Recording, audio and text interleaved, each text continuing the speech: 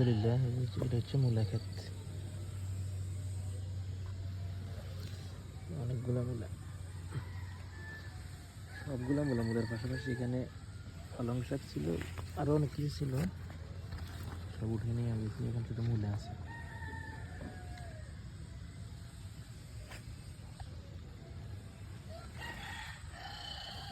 মিষ্টি কুমড়া আছে, এই যে মিষ্টি কুমড়া গাছ, এই যে মিষ্টি কুমড়া।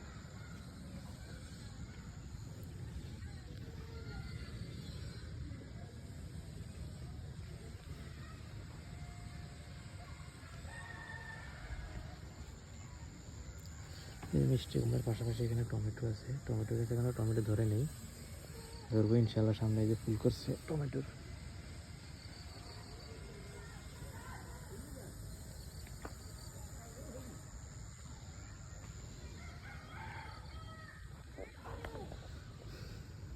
ভালো থাকবেন, পরবর্তী ভিডিওতে আবার দেখা হবে।